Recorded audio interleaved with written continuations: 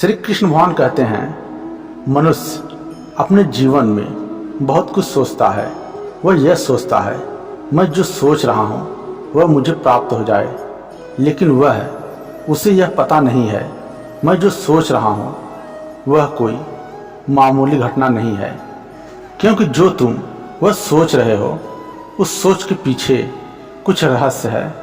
उस रहस्य को आप जानोगे तो ही कुछ प्राप्त कर पाओगे।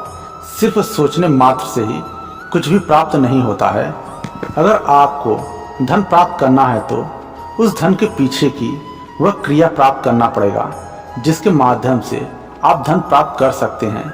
लेकिन वह धन जो आपको मिलेगा उसके पीछे एक कड़ी मेहनत होगा जिसके माध्यम से आपको वह धन प्राप्त हो सकता है। और वही धन आपको झूठ छल कपट से भी प्राप्त हो सकता है, लेकिन उसके लिए भी वह संघर्ष करना पड़ेगा, फिर कहीं जाकर वह प्राप्त होगा। लेकिन इसके पीछे दो मुख्य कारण है। पहला सही, दूसरा गलत। सही करते हो तो, सही कर्म करके धन प्राप्त करते हो तो सबसे पहले अपने नज़रों में ऊंचा उठते हो। आपका मान सम्मान होता है, समाज में किसी भी प्रकार का कोई भी हानि नहीं होता है। और दूसरा, अगर वही धन आप छल झूठ कपट से प्राप्त करते हैं तो अनेकों प्रकार की बीमारियां आती है आपके जीवन में। कुछ समय के लिए आपका जीवन तो अच्छा चलेगा जब तक वह धन है। वही धन समाप्त होने पर आपके जीवन में परेशानियां आने लगेंगी। लोग कुछ भी कहें, लेकिन आप लोगों की बात ना सुने। जो सही है, जो सही कर्म है, सिर्फ उसके अनुसार से ही कर्म करते हुए आगे चले। रोए हुए व्यक्ति को खाना खिलाते हैं, भोजन देते हैं। ऐसे कई कई क्रिया, अच्छा कर्म आप अपने जीवन में करते हैं तो वह पुण्य आपके जीवन में एकत्रित होते रहता है। और यही पुण्य आपको आगे चल के मोक्ष की प्राप्त करने में मदद करता है। और सिर्फ सोचने मात्र से ही सब कुछ प्राप्त नहीं होता है। उसके लिए आपको वह संघर्ष, वह क्रिया करना पड़ेगा जिसके लिए आप प्रयास करेंगे, फिर वह चीज़ आपको प्राप्त हो सकती है।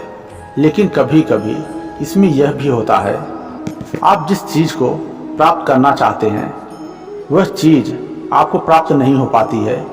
इसका वजह यह होता है, उसके लिए आप तैयार नहीं हैं। आपके अंदर वह क्षमता नहीं है जिसे आप उस चीज़ को प्राप्त कर सकें। कर्ण हमेशा यही सोचता था, मैं अर्जुन का वध करूंगा। और अर्जुन का वध करने के लिए वह हमेशा प्रयास करते रहता था। वह कोशिश तो बहुत किया, लेकिन वह कर नहीं पाया। क्योंकि जिसके साथ ईश्वर है, जो सही अपना कर्म कर रहा है, उसका कभी भी विनाश नहीं होता है। उसकी रक्षा करने के लिए ईश्वर हमेशा तैयार रहते हैं। इसलिए सोचने मात्र से ही सब कुछ प्राप्त नहीं होता है। क्योंकि जो आपने सोचा है उसके लिए वह क्रिया करना पड़ेगा, फिर कहीं जाकर वह प्राप्त होगा। लेकिन उसके लिए सही दिशा, सही रास्ता होना चाहिए।